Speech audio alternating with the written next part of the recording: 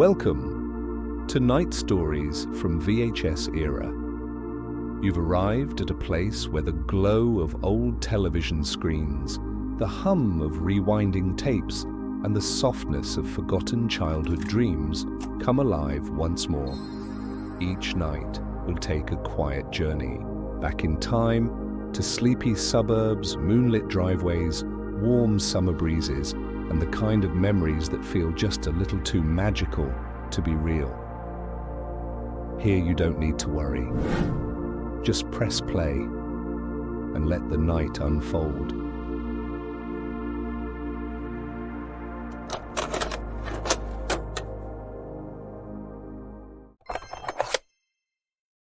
Welcome back to Night Stories from VHS Era.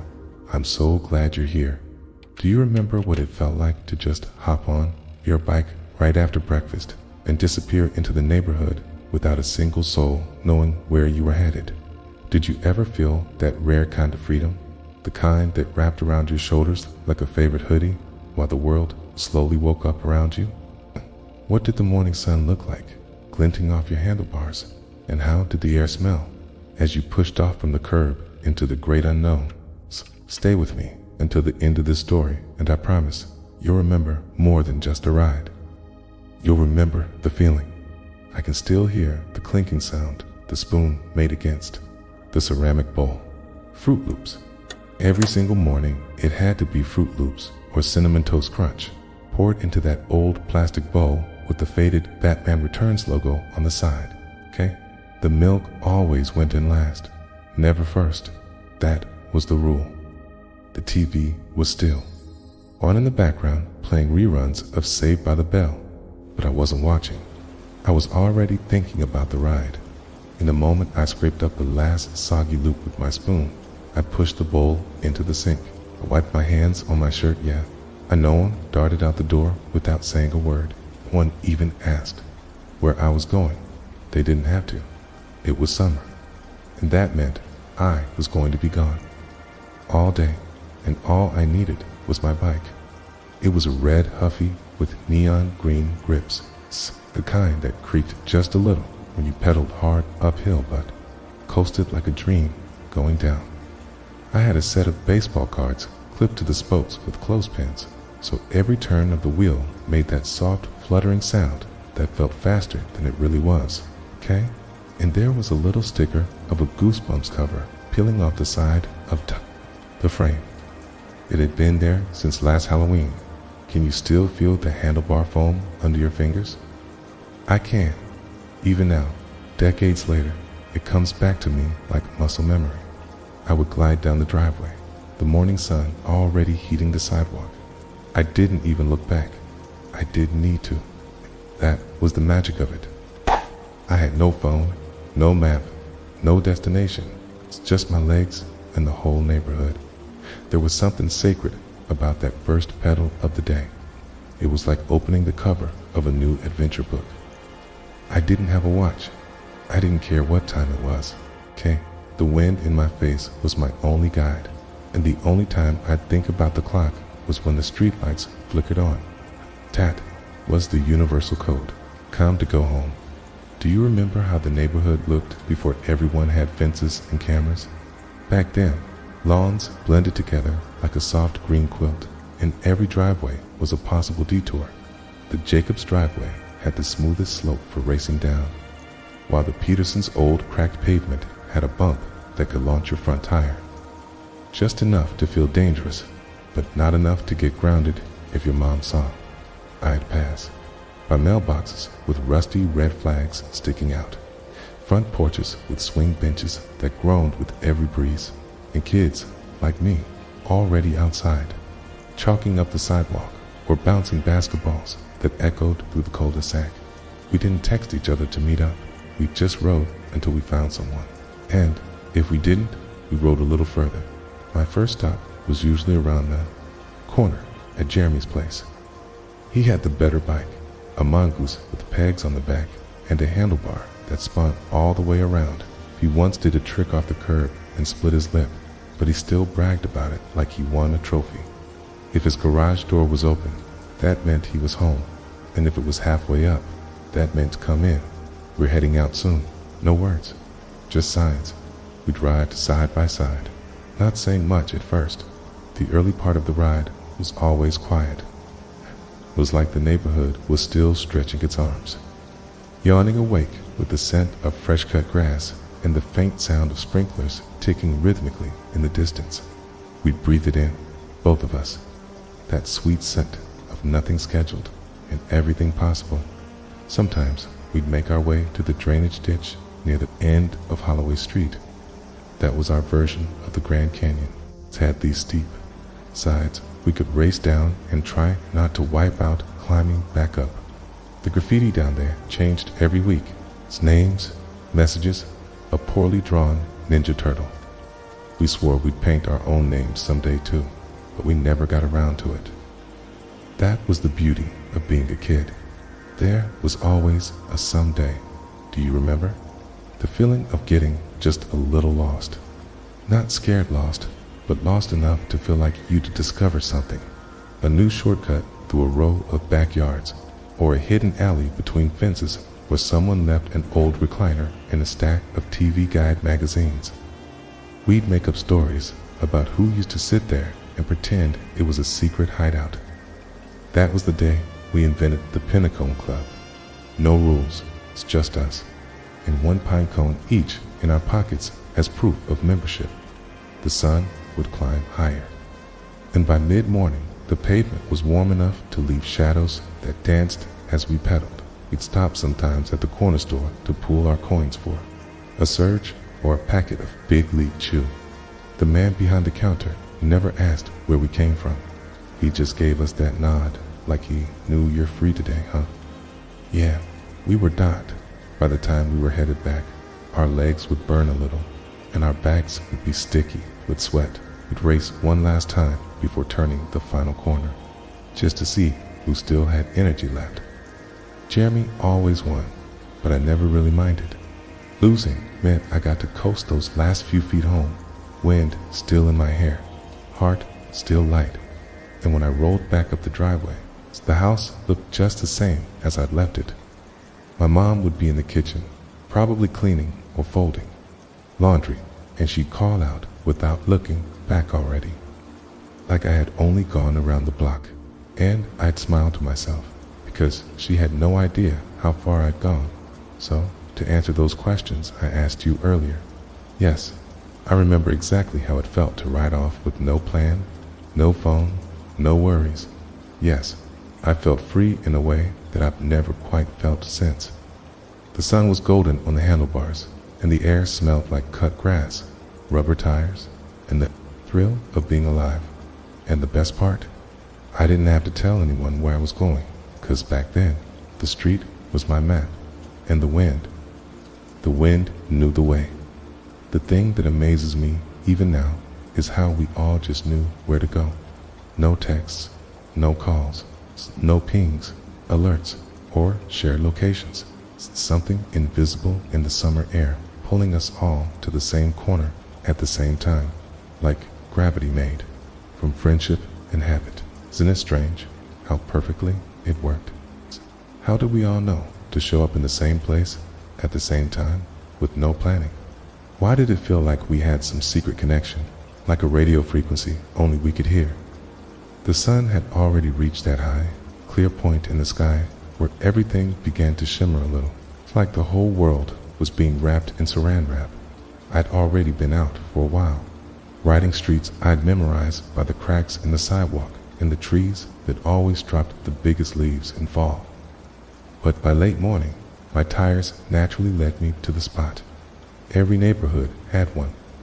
Ours was the storm drain cover at the end of Willow Drive, right where the sidewalk dipped just enough for rainwater to puddle after a storm.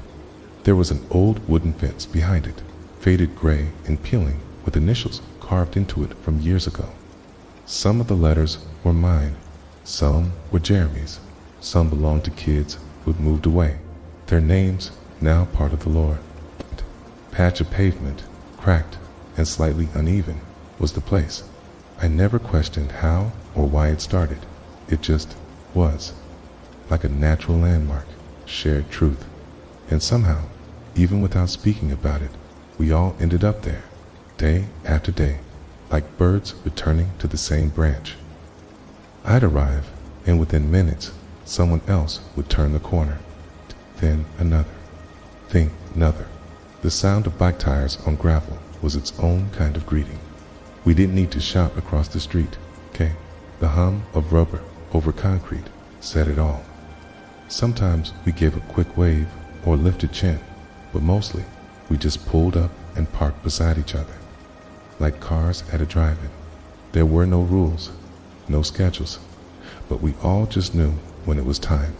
Late morning, just after the cereal bowls had been rinsed out, before the sun got too hot. That was when the gang formed.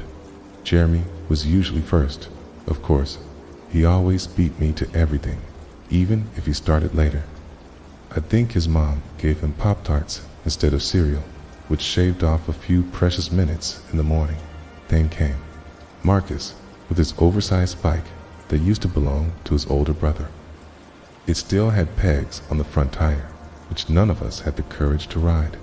Amanda would show up next, chewing grape bubblegum and carrying a small radio that only played 2 stations clearly, and one of them was Soft Rock 98.7, K, which she insisted was cool, even though we all rolled our eyes, but we didn't mind the music. In fact, sometimes it felt like our soundtrack. That morning, as we all gathered, the radio was playing Torn by Natalie Imbruglia. It's crackling a little through the speaker, but just clear enough to sing along if you wanted. Do you remember that feeling of seeing your friends appear one by one, like characters entering a play you already knew by heart? Do you remember the joy of not needing a plan because being together was the whole point? There were no screens between us, no reasons to scroll, swipe, or refresh. We had each other, and that was enough. We sat on our bikes, balanced with one foot on the ground, casting long shadows on the pavement. Sometimes we talked, sometimes we didn't. There was no pressure to fill the silence. We'd just be there, sharing the same patch of sunlight. I found a shortcut behind the old gas station, Jeremy said, eyes glinting with the kind of mischief that usually ended in scraped knees. You mean the one with the dog? Marcus asked, raising an eyebrow. Amanda popped her gum and said, that dog is all bark, and my cousin says it's blind in one eye. Well, I'm not waiting to find out which eye it sees with, I added, and we all laughed. Stupid, harmless banter, the kind that made summer stretch a little longer. We planned our next move there at that meeting spot, not with calendars or apps, but with instinct. Sometimes we voted on where to go next, the park with the broken water fountain, the alley, behind the school with the graffiti-covered dumpsters, or just looping the neighborhood until our legs gave out. Sometimes we split up and agreed to meet back in an hour, and guess what? We always came back, hey? No reminders needed.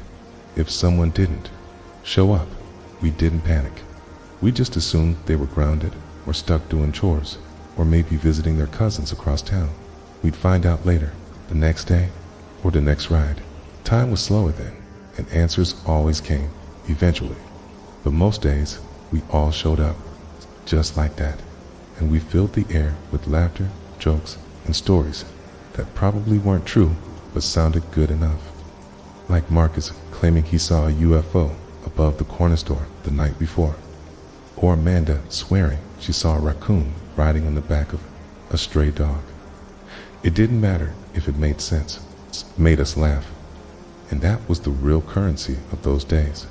There was a kind of trust in all of it, a rhythm to our lives that didn't need syncing. We were all tuned to the same channel without needing to check our signal. We just knew. It was an unspoken agreement passed down from summer to summer. The understanding that we'd always find each other again, right there, under the big maple tree that dropped those annoying helicopter seeds that got caught in our spokes.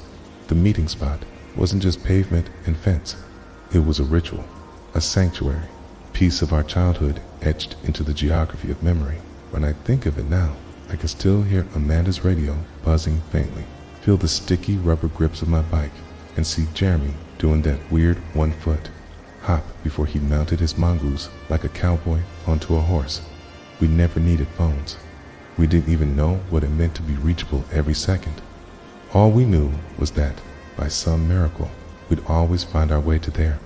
And if one day the spot was empty, we'd still wait just a little while longer, because sometimes a friend just needed an extra few minutes, and yes, to answer the questions from earlier. We knew where to go because we always went there, found each other because the place held us, not the plan. It felt like a secret frequency because it was not digital, not visible. Just felt what a beautiful thing it was to be found without ever needing to be searched for. We didn't call it exploring back then, but that's exactly what it was. We weren't just riding bikes. We were navigating hidden paths, cutting across unknown territories, testing limits we didn't even know we had. Sprinklers turned into waterfalls we had to survive. Parking lots became open deserts filled with imagined dangers, and dirt trails led us into lands so wild and dusty they may as well have been new continents. All that with no backpack, no map, no snacks even, just our bikes, our friends. In the belief that something new waited just around the next corner, we'd leave the usual meeting spot around midday. Once the heat began to shimmer off the pavement, that's when the sprinklers would kick in, and we knew exactly which lawns had the best arcs. The Johnson's place was top tier, right on the bend of Birchwood Street. Their sprinkler rotated with a perfect rhythm, spraying high and wide. We'd line up one by one and ride full speed through the icy mist, screaming every time like it was the first. The sudden burst of cold water against our hot skin never failed to make us laugh, our shirts instantly clinging to our backs. Do you remember how that felt? It's a shock of cold, the sun still hot on your shoulders, and the feeling that no one in the world was having as much fun as you were right then. The best part wasn't even the water.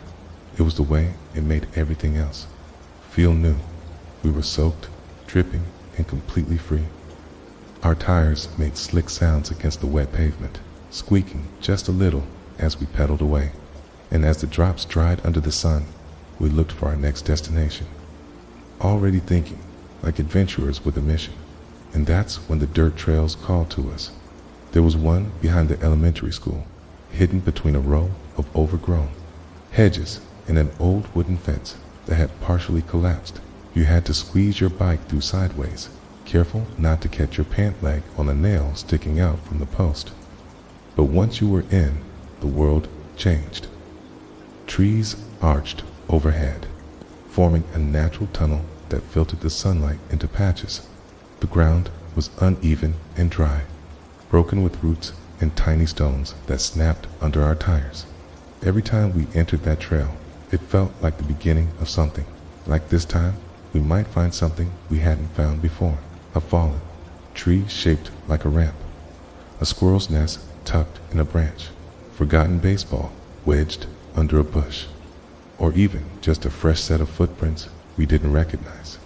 It didn't take much to make it feel like a mystery. There were moments when we rode in silence, all four of us, just the whir of our wheels and the distant buzz of cicadas in the trees. Dust would kick up behind us, coating our shins and arms in a fine golden layer. The trail dipped and curved, unpredictable and thrilling. We never raced there. We just rode together, winding around the bends, ducking under low branches, sometimes shouting warnings like "rock ahead" or "watch the log." And when one of us fell, which always happened, it never ruined anything. It just became another story to tell. Jeremy once flipped over his handlebars after hitting a mound too fast, landed flat on his back, mouth full of dirt, eyes wide. We all froze for a second, not sure if he was hurt. Then he sat up, grinned through a face streaked with mud, and shouted, "Did you see that?" We couldn't stop laughing, not because he fell, but because he didn't care. None of us did. Scraped knees were badges. Dirt stains were proof of adventure. By the time we made it out of the trail and back into the open streets, the world felt different again, like we'd come back from somewhere far away. And just up the block from that trail, right behind the abandoned strip mall with the faded Blockbuster sign still clinging to the front, was our next kingdom. The parking lot wide, empty, and cracked from years of neglect. It was the perfect canvas for whatever we imagined. Some days, it was our racetrack. Other times, it was a battlefield or a skate park. If someone brought along a piece of wood we could prop up as a ramp. The edges were lined with weeds and the occasional shopping cart left to rust in the sun. One of the light poles always flickered, even during the day. It's like it hadn't gotten the message that the building was closed forever. Do you remember the sound your tires made in a big, empty parking lot? That echoing rubber hiss, especially when you turned sharply and felt the skid underneath you. We'd ride in figure eights, pretend we were being chased, or do slow motion races where the last one to reach the curb won. It was endless. It cost nothing, and we always ended up lying on the ground in the middle of the lot, using our backpacks as pillows, staring up at the clouds. Amanda would say things like, "That one looks like Alf," and we'd all groan and tell her no one watched Alf anymore. But the truth was, we all still remembered us. Some clouds really did look like him. It was during those moments, stretched out under the sky, when time felt suspended. There was no bell to ring, no alert to buzz, no one checking in. Tom's trusted that we'd come back with sunburns and smiles, and we always did. We didn't need supervision. The world was our playground, and we were careful in the only way kids know how to be. We watched each other. We warned each other, and when someone fell, we all stopped, dusted them off, and made fun of them until they were laughing again. What? Surprises might be waiting at the next corner. Would the shortcut behind the gas station be blocked today, or open like a secret path? Would someone finally find the old tin box we buried last summer, half remembered and probably already dug up by raccoons? We never knew the answers. That was the joy of it. Each turn in the road held potential, a new story, a new memory.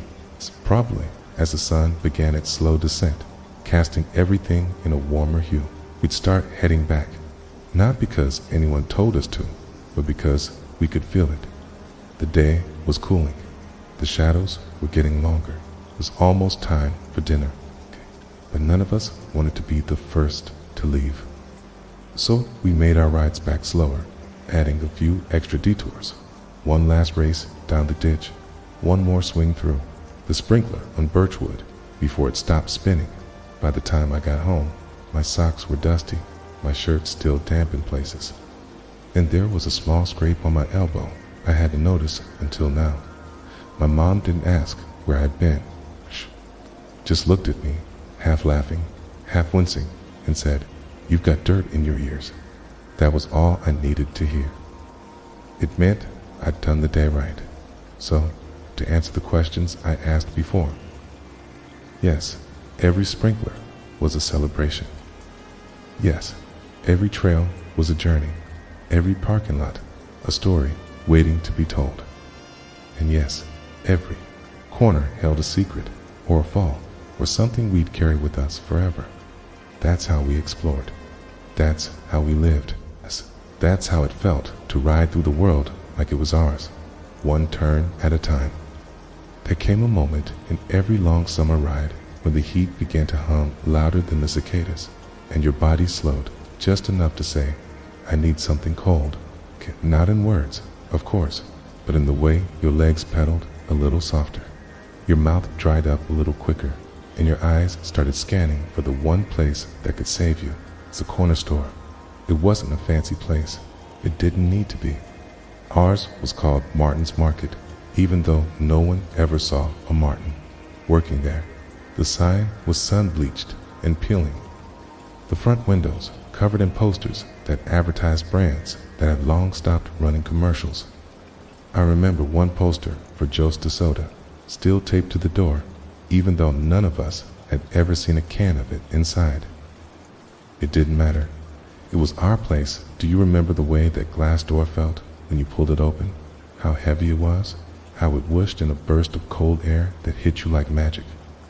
Do you remember the smell inside? It's that perfect blend of candy, dust, floor, cleaner, and freezer frost. We never had bills, just coins, rusty pennies, sticky nickels, dimes that had rubbed smooth from living too long in pockets. We carried them in drawstring shorts, in the coin pouch of our fanny packs, sometimes even in our socks if we forgot. And when we walked into that store, we walked in like we had gold. The bell above the door jingled. It always did, a lazy chime. That let the person behind the counter know some kids were in, probably up to no good, but welcome just the same. We didn't say much. We were on a mission. We made a beeline to the back wall, where the freezer sat humming like a beast, waiting to be fed. That freezer, a fogged-up old thing with a sliding glass top that screeched every time you pulled it open. We didn't care. That sound meant it was time to choose, and choosing, well, that was the hard part. Push-up pops, fudgicles, rocket pops, Flintstones, sherbet bars with that weird chalky stick you pushed up from the bottom. Some had gum in the middle. Some had jokes on a stick. We'd lean on the edge of the freezer, the cold biting into our elbows, just staring at the options like we were inspecting diamonds. Do I have enough for the Choco Taco? I'd ask, sifting through warm coins in my palm. Only if you skip the soda, Jeremy would say, always doing the math quicker than I could. Amanda didn't hesitate. She always went straight for the blue raspberry slush puppy, even if it turned her tongue neon and her hands sticky for the rest of the day. Marcus liked the cream sodas in glass bottles, even though none of us could open them without asking the guy behind the counter for help. There was a moment, right before we opened our ice cream, when we'd all stand in a circle, okay, holding our treasures like trophies and look at each other with that grin that only kids can do. That grin that says, this is the best part of the day, and then we'd eat. Outside the store, on the curb, sitting with our bikes propped nearby like loyal dogs. The sidewalk was hot, but the shade from the awning helped. We'd unwrap slowly, savoring the cold. The first bite was always the best, sharp and sweet, the sugar snapping against your teeth. Do you remember how quickly those things melted? How fast you had to lick the drips running down your wrists before they reached your elbow? Do you remember the quiet that fell over everyone during those first few minutes when nothing else in the world mattered except the taste?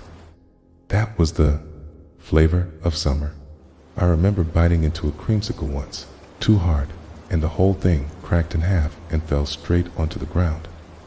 I stared at it for a second, heartbroken, watching orange melt into the cracks of the sidewalk. Jeremy tried to offer me half of his ice cream sandwich, but I couldn't accept it. That pain was mine to carry. We still talk about that moment like it was some great tragedy. The day I lost the creamsicle of '96. Other days, we'd pool our change. If one of us didn't have enough, the others pitched in. No one got left out, ever. If we had to split a Coke 4 ways and pass it around, we did it. And yeah, sometimes we got sticky, sometimes we spilled, and sometimes someone would drop the cap and we'd never find it again. But we always laughed. Always. Behind the store, there was a short brick wall we called the dock, even though it didn't lead to anything but a patch of dry weeds and an old chain-link fence. We'd sit up there sometimes, watching cars roll by, guessing where they were going. Amanda liked to make up stories. That one's headed to California, she'd say, pointing at a rusty pickup. He's running away from a wedding. We'd all nod like it made perfect sense. We stayed there longer than we probably should have, just letting the sun warm our backs again after the cold of the ice cream, telling dumb jokes, quoting lines from The Sandlot or Home Alone, arguing over which Ninja Turtle was the best. It was always Raphael.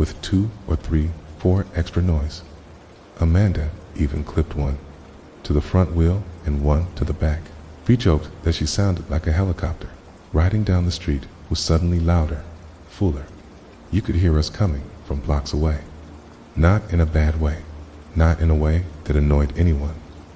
It was a sound of summer, a sound that told the world we were here, cruising through sunlit streets like we owned them, and we did feel like we owned them.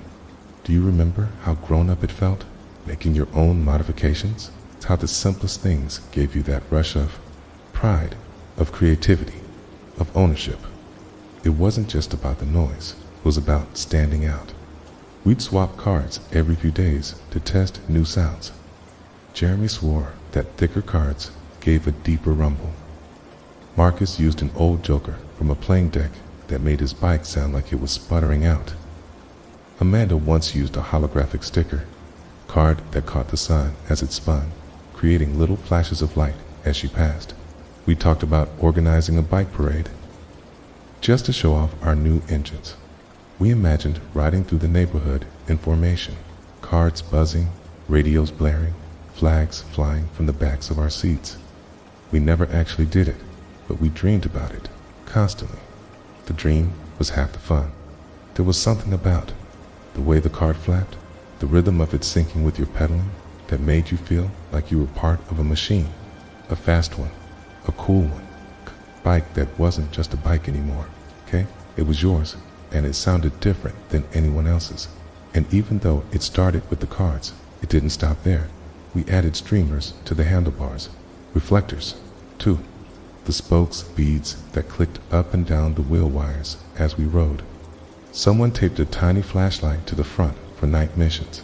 Amanda braided ribbon through her handlebars and attached an old Barbie mirror, just because.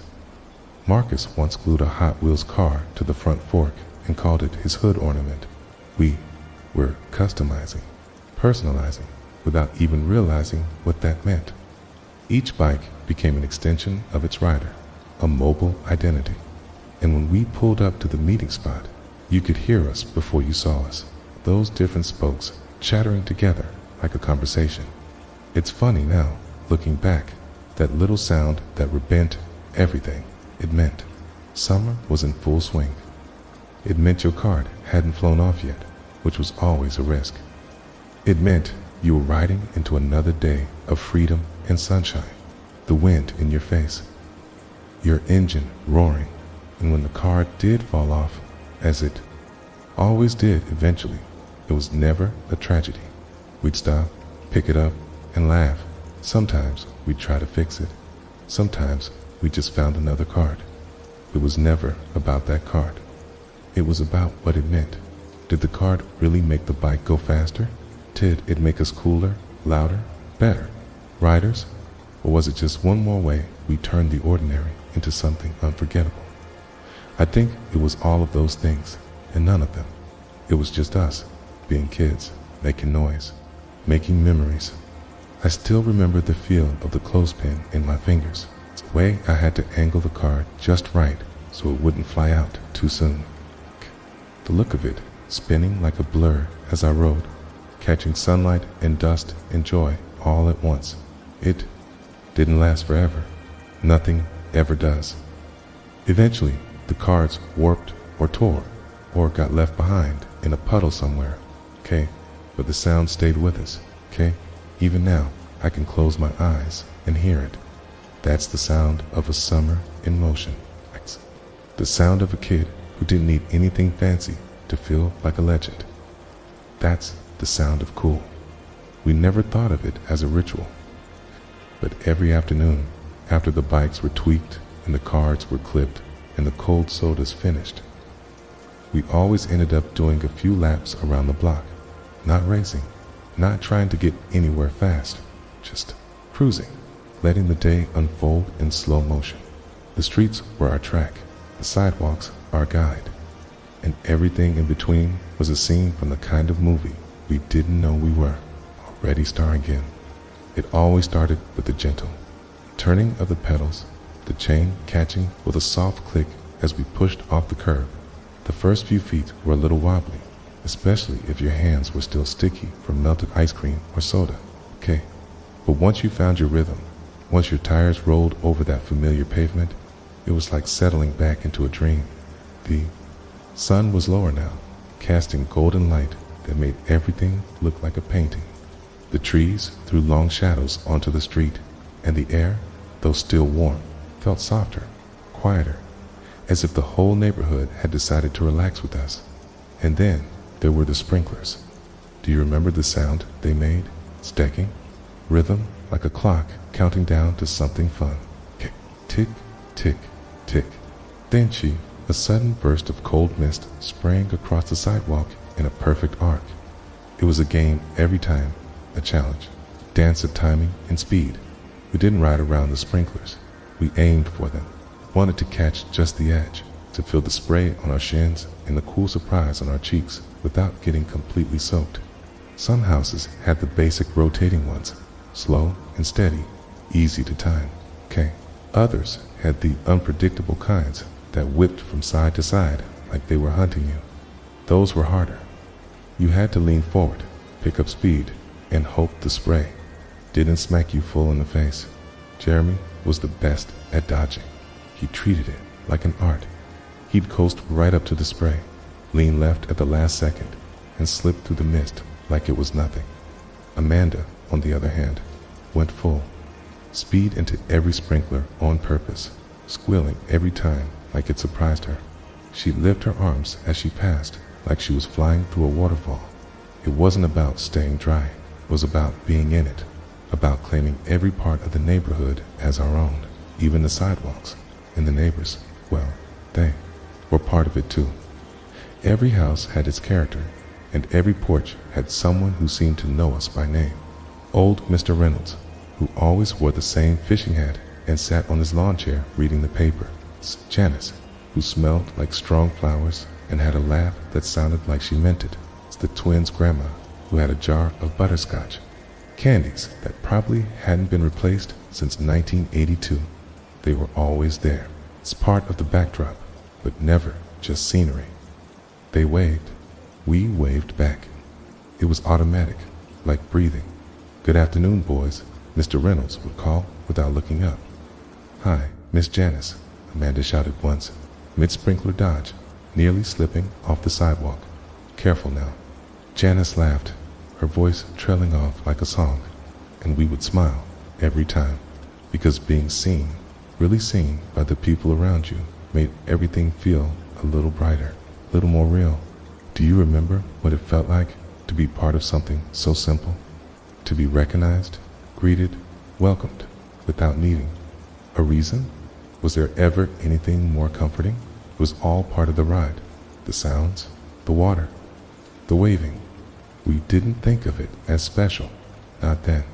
It was just the way things were. A normal summer afternoon, we passed the same houses every day, the same picket fences, these same cracks in the sidewalk we had to bunny hop over. We knew where every tree root had pushed up the concrete, where every mailbox leaned slightly to the side, where the dogs barked before you even got close. There was a house on the corner with wind chimes, dozens of them, all different, some made of bamboo, some metal, some with little ceramic birds that clinked in the breeze. When we rode past, it sounded like a whispering song. Amanda said it was good luck to hold your breath the whole way by that house.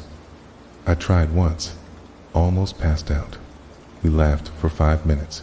Just beyond that corner was the sharp turn where Marcus always tried to drift like he was in a race car. He'd lean too hard, skid a little, almost fall, and then look back with a grin that said, "Next time, I'll make it." He never did, but he never stopped trying. And all the while, the world kept turning, slow and wide and golden. Somewhere around our second lap, the air would start to cool just a little. The heat from the pavement would lift, and the breeze would carry new smells. Fresh cut grass, someone grilling burgers, fabric softener from a dryer vent, and always that smell of water hitting hot cement, like the scent of summer itself. We didn't talk much during those loops. We just rode together. in a loose line, sometimes side by side, sometimes staggered. The sound of tires rolling, the occasional card still flapping in the spokes, the quiet click of gear shifters no one really knew how to use properly. It was, in those rides, in those small moments, that the day found its perfect rhythm. Did the neighborhood always look that perfect, or is it just how I remember it now? Did the world really slow down like that, or was it just the way childhood held time in its own gentle grip? Maybe it's both. Maybe we made it that way, just by being there. Just by waving and riding and getting a little wet and not caring. By the time we made it to our last lap, the sprinklers had mostly stopped, the sun beginning to dip behind the rooftops, casting everything in soft orange. The air felt different then. You could feel the end of the day in it. Not sad, just soft, like the world was winding down with us. We'd stop at the corner, the one with the wind chimes, and linger a while. No one said it, but we all knew we were stretching the moment, making it last just a bit longer. Sometimes Amanda would suggest one more ride around. Sometimes Jeremy would check the time by the position of the sun and say, yeah, we can fit one more. Sometimes we just nodded and kept going, and when the day really ended, when it was finally time to go home, we left the same way we arrived, quietly, calmly, with the promise that tomorrow it would all begin again. So yes, every lap did feel like a scene from a movie. Every wave from a neighbor was a line in the script. Every sprinkler a special effect. Every laugh a soundtrack. We didn't have cameras, didn't need them. We had each other. We had the street. We had summer. And every ride was a memory in motion. We didn't need rules to play. Not really. We made them up as we went along, and somehow they always made perfect sense. Our world didn't come with instructions, but it didn't need them. We had our bikes, we had each other, and we had the limitless sky of our own imaginations stretched wide above us. That was all it took to turn a quiet block into something epic, something alive. Some days we were racers, flying down the street in slow motion sprints with invisible crowds cheering from driveways. Other days we were delivery crews with top secret assignments, transporting important documents, usually just old comic books folded under our shirts, from one side of the neighborhood to the other. Then there were days when we were cops and robbers, superheroes and villains, time travelers and space explorers, sleeping across centuries just by pedaling past the fire hydrant. Do you remember how real it felt? How a simple declaration, like "you're the getaway driver," was enough to launch a full-scale mission. Did you ever feel more alive than when your imagination and your handlebars pointed toward the unknown? We didn't always plan it. Tease. Sometimes. It just happened. It's one glance between us, a raised eyebrow, a quick "wanna do a race?" and suddenly the whole world was reset. The street was the track. The end of the cul-de-sac was the finish line. But it wasn't always about who was fastest. It was about how you rode. Style mattered. Confidence mattered. And pretending the fate of the planet rested in your pedals, well, that definitely mattered. Amanda always played the hero. She had this way of riding with her back straight, her eyes focused, one hand out like she was holding a walkie-talkie. "HQ, I've got a visual on the suspect," she'd say. Even if all she was chasing was Jeremy pretending to smuggle soda cans in his backpack. Jeremy, naturally, was the villain half the time. He liked being chased. He liked ducking between cars, shouting over his shoulder, "You'll never catch me," as he zoomed through the yards like a streak of mischief. Marcus liked to play the mechanic. He'd hang back, pretending to work on imaginary repairs while shouting status updates. "You're running low on plasma fuel," he'd warn. "Better make it count." His role was always essential, even if it meant staying out of the race. We never said it out loud, but we all knew no mission was complete without him. And me, I was usually the narrator, the voice inside the action, describing everything like it was a movie. With only seconds left before the enemy crossed the border, the brave crew pushed forward. I couldn't help it. Maybe I was already imagining telling these stories long before I realized they were worth remembering. The street became our playground, our studio, our battlefield. We divided the blocks into zones. The bend near the yellow house was base. The sidewalk under the big oak tree was enemy territory. The alley behind the convenience store, that was no man's land, dangerous and forbidden unless the story demanded. We risked it all. We had code names, too. Amanda was Shadowhawk. Jeremy was the Jet.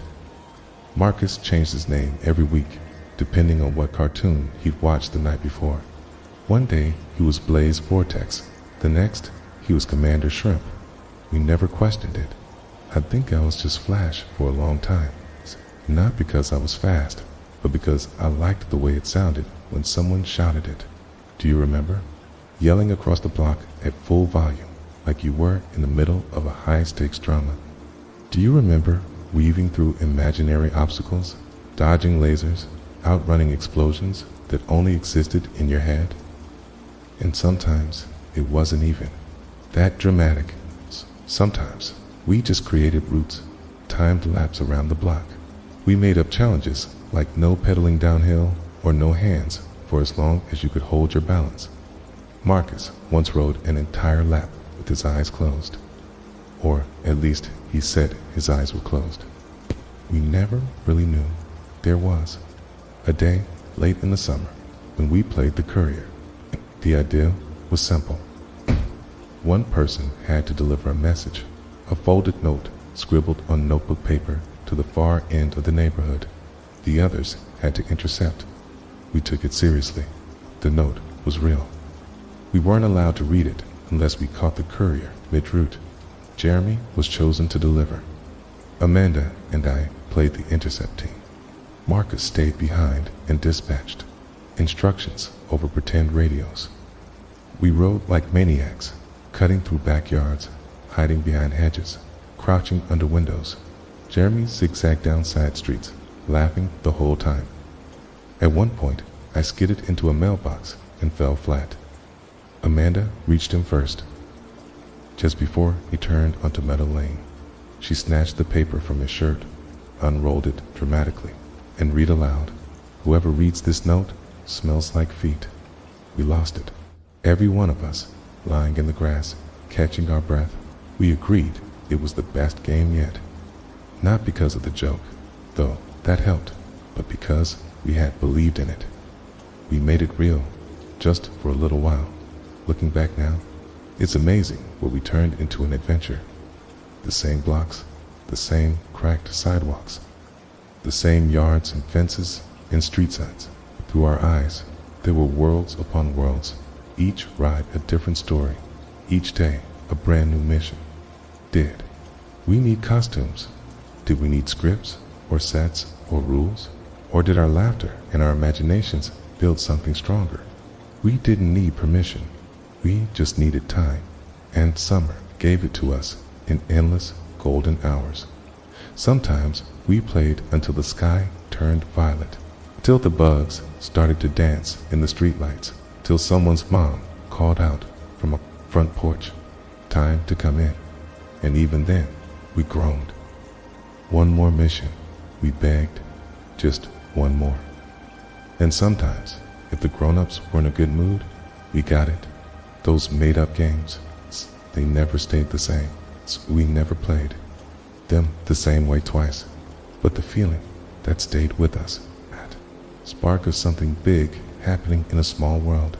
So yes, we raced without tracks, delivered messages that meant nothing. We dodged pretend dangers like heroes on TV. And somehow, in all that pretend, we found something very real. Our friendships, our courage, our joy, and the stories they stayed. There was no alarm clock out there on the street. No notification, buzz, or vibrating pocket. Didn't carry anything that told us the time. We didn't need to. The sun told us. The sky told us. And somehow, we always listened. It started as a feeling. First, it was in the light, that subtle change when the golden sunlight softened into something quieter, not darker, just warmer. You could feel it on your arms, your neck, the backs of your hands gripping the handlebars. The heat that had kept the pavement baking all day finally eased off, and the breeze that followed was gentler, cooler, almost like a whisper. Do you remember how the color of the world changed? Do you remember that hush that settled in, not because things were ending, but because something peaceful was beginning? We never said, "Let's go home," not right away, just sort of slowed down, okay? Our bikes rolled a little easier, like they understood the moment too. The chatter faded. The games paused. The wild energy we'd carried all day began to soften into a kind of calm that only kids who spent every ounce of daylight could understand. The sky did something incredible during those evenings. It didn't just get dark, it transformed. Blue turned syrupy, soaked in amber and peach, as if someone had melted a whole box of crayons across the horizon. The tops of houses glowed like storybook pages. Quiet. Leaves caught bits of fire in their edges. Quiet. Even the puddles left by sprinklers reflected the glow. Little mirrors of a sky getting ready to rest. We didn't talk much in those final laps. We rode in a quiet line, wheels spinning over familiar sidewalk seams, casting long shadows behind us. Sometimes Jeremy would glance up and say, "We've got maybe 15 minutes left." It was never off by much. Amanda liked to call it the golden zone. It's a perfect window between the last game and the first porch light. And porch lights, they were the true clocks of childhood. You knew it was really time when one by one, those warm yellow glows blinked on across the block, like stars appearing just for us, marking the end of the day. There was something sacred about that return home, the slow pedal back, your legs a little tired, your shirt clinging with the last bit of sweat, your hair damp at the roots, your heart full in a way you didn't quite have words for yet. The ride was slower now. You took the long way. One more turn by the corner store. One last glide past the yard with the wind chimes.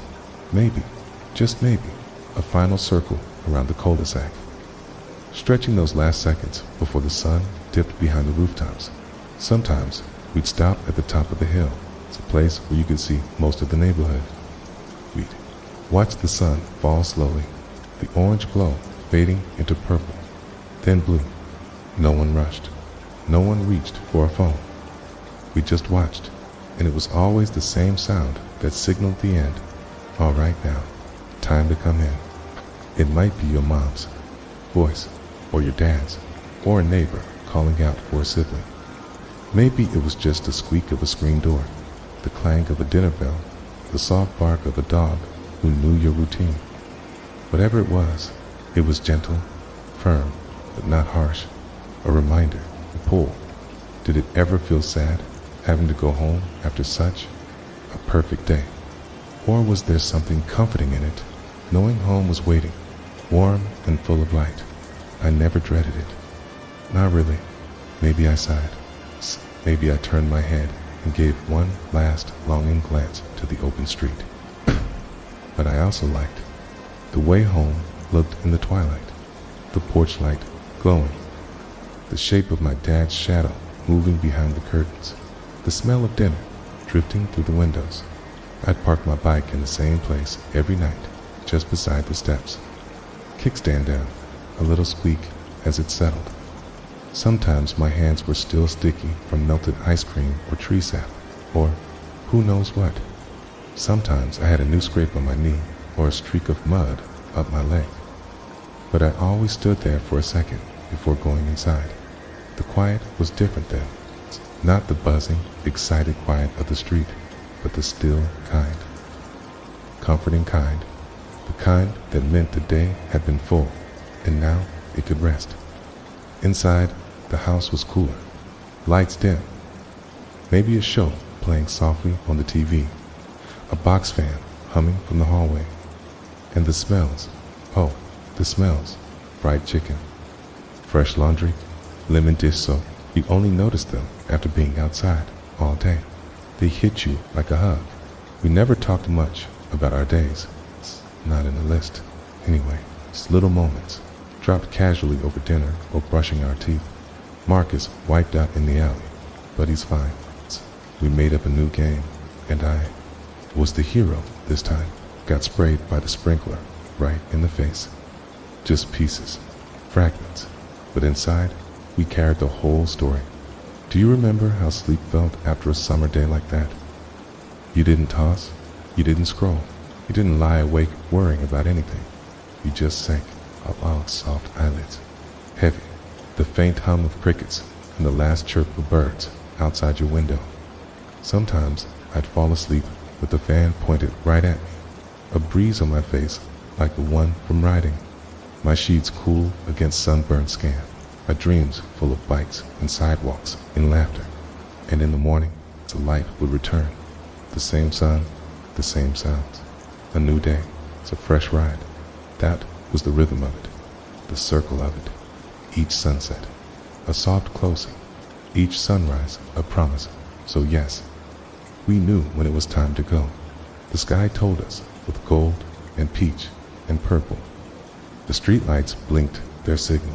The voices of home reached across the breeze, and we went slowly, warmly, peacefully, carrying the whole day with us like a treasure.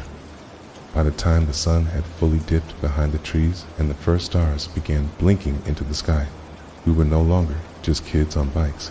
We were travelers returning from a journey, explorers coming home from faraway lands, and we carried the proof of our adventures with us, not in our pockets, not in our backpacks, but all over us. Do you remember the way your hands looked after a long day outside? The grime settled in the lines of your fingers, the black smudges on your palms, and gripping rubber handles, the streaks of dirt up your arms like badges from another realm. Do you remember how good it felt to be that kind of messy? The ride home was slow, and by then we were quiet. Not because anything was wrong, but because everything was just ... full. Our legs were sore in the best way. Our shirts stuck to our backs. There was always a little dust on our knees, grass in our laces, or some mysterious smudge on our cheeks that we wouldn't even notice until we looked in the mirror. And the truth is, we didn't care. Not about being clean, not about smelling like the street, or sweat, or sunscreen.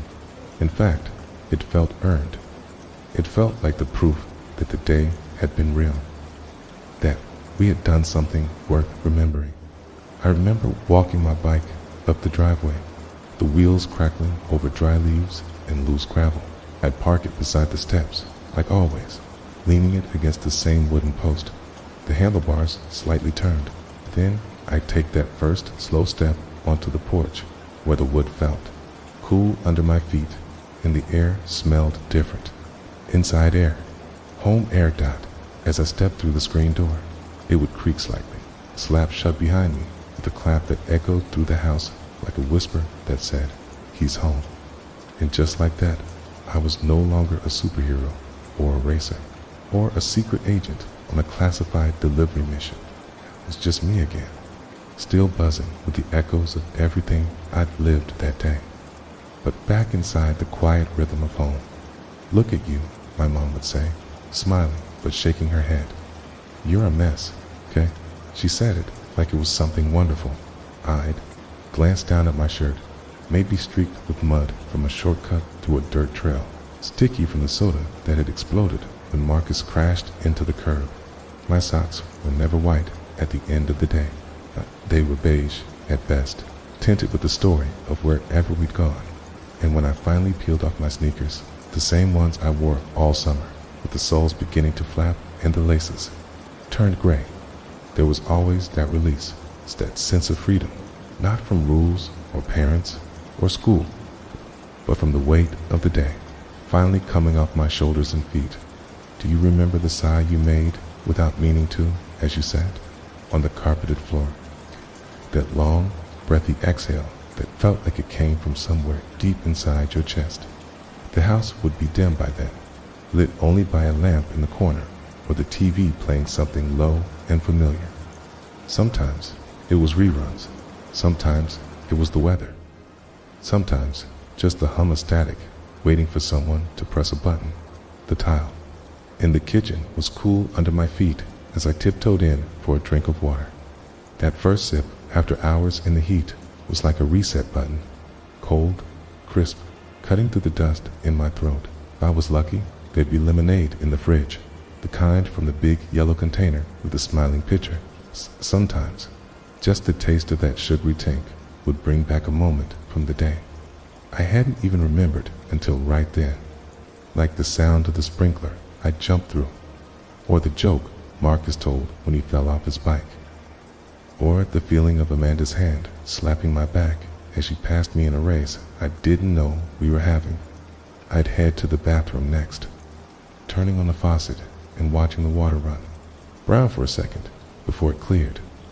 I'd scrub my hands hard, trying to erase the layer of adventure clinging to my skin. It never came off completely, not with one wash. The dust of the day liked to stay with you, and the mirror, that was always the surprise. I'd look up and see myself, wild hair, flushed cheeks, maybe a new freckle from the sun, and always, always, that little smile. Not a big grin. It's the kind that tugged at one corner of your mouth, like it knew something no one else did, because you did know something. You had lived something. Dinner was usually waiting, or already half over. Didn't mind eating late. I liked the way everything felt quieter at the table after a long day. My mom would ask where I went, and I'd try to explain, but it always came out in bits and pieces. The full story was too big, too full of details, sounds, turns, and laughter to be told in one sitting. We just rode around, I'd say. Nothing really happened, but what I meant was everything happened.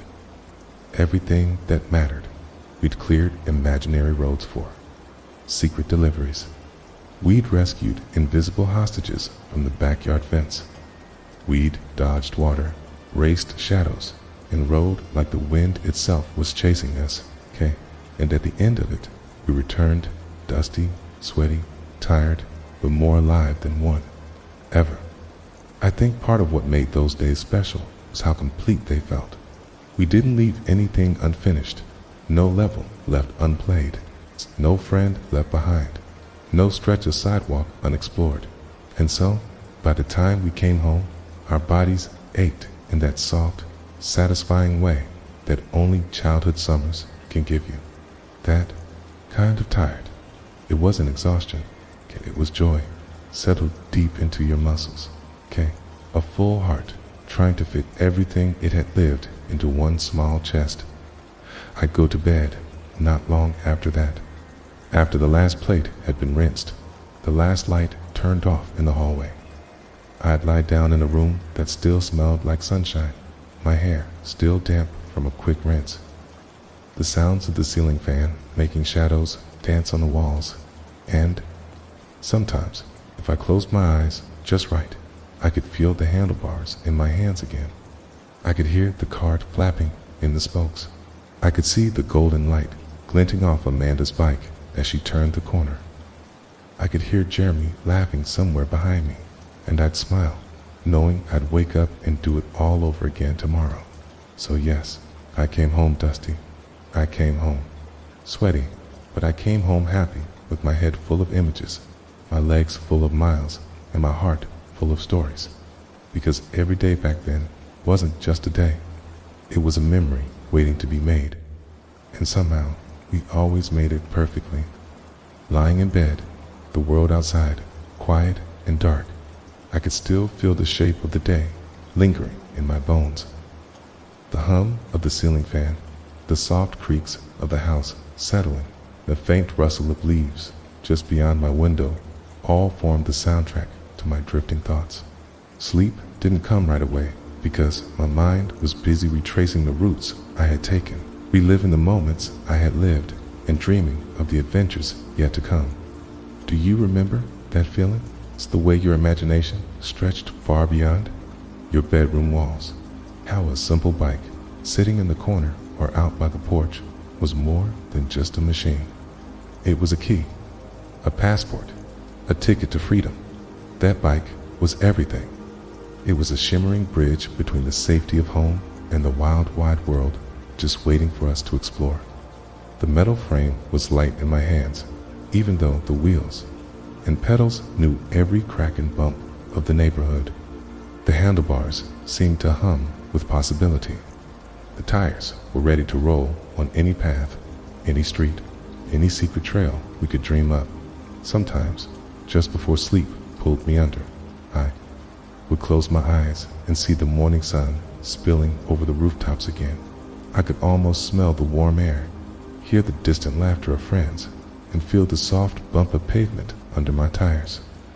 I'd think about where we'd ride tomorrow, which paths we'd take, what games we'd invent, which sprinklers we'd challenge.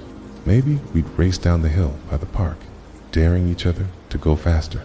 Maybe we'd discover a new shortcut through someone's yard, a secret path hidden behind a hedge. Maybe we'd plan an elaborate mission that would turn our block into a sprawling adventure zone, full of heroes and villains, spies and heroes. And, no matter what, I knew the road would be waiting. The street was our backyard, but it felt like the whole world, endless, inviting hours. That was the magic of those days. We didn't have to travel far to feel the thrill of freedom. It was there, in the spinning wheels, the rush of wind, and the quiet moments between laughter. Every turn was a new chance to see the world with fresh eyes. Do you remember that? It's the way a simple ride could make the ordinary feel extraordinary. It's how every bike ride was a step into a story you got to write. It wasn't just about speed or distance. It was about feeling alive, about friendship and laughter and the kind of happiness that sticks with you long after the sun sets, about knowing that no matter where the day took us, we always had a place to come back to, a place that smelled like home and felt like belonging. And when sleep finally came, it felt like the closing of a chapter. The page turned softly, and a new day waited patiently on the other side, with new stories, new roads, and new chances to chase the endless summer light. I think that's why those memories have stayed with me.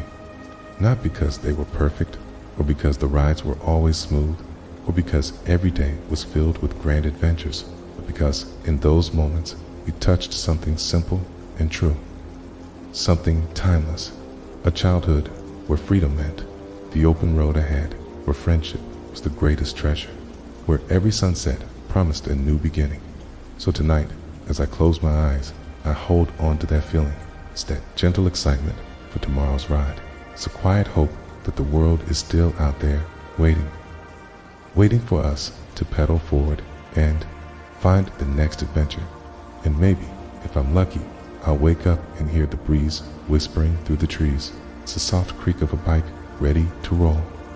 The distant laughter of friends calling me back to the street, because the bicycle was never just a bike. It was a passport to freedom, a key to the world. And in my heart, the road is always open.